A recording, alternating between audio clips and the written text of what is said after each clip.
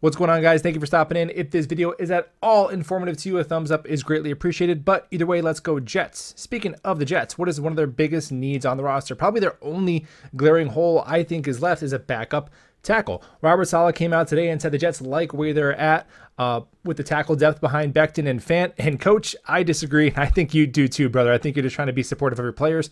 But Teven Jenkins reportedly is on the trading block. The Bears are receiving multiple trade offers for the former top 40 pick in the NFL draft, 39th overall pick in 2021. He's 24 years old. He's 6'6". He's 320 pounds.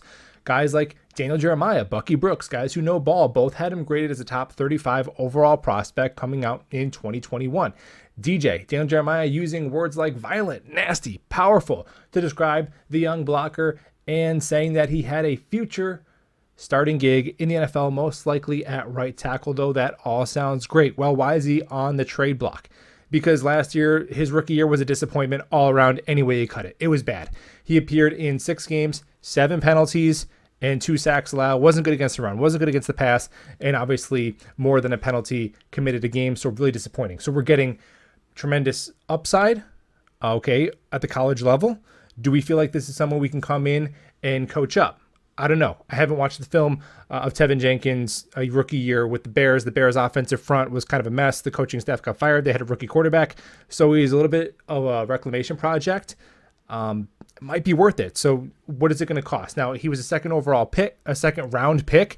We're not touching that. Not giving up a second rounder, not giving up a third rounder, now a 4th rounder. What we spent on Max Mitchell. Maybe he was definitely a significantly better prospect just a short year ago than Max Mitchell was. And I think if you bring him in, now you've committed a decent amount of draft capital, right, to essentially 2 backup tackles in Mitchell and then Jenkins, but you're paying them no money. You're paying them 4th round salary.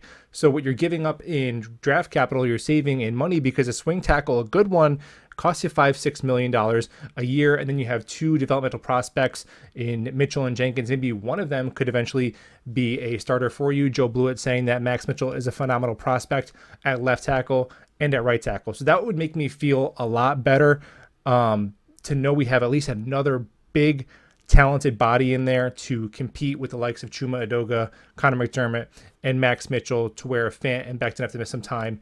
Zach Wilson is going to be protected. I think Joe Douglas has had a really disciplined offseason. I know this reeks a little bit of desperation, but I would consider the Jets' tackle depth a desperate situation. And, we've penny pinched and we've made all the right moves. We've held the line.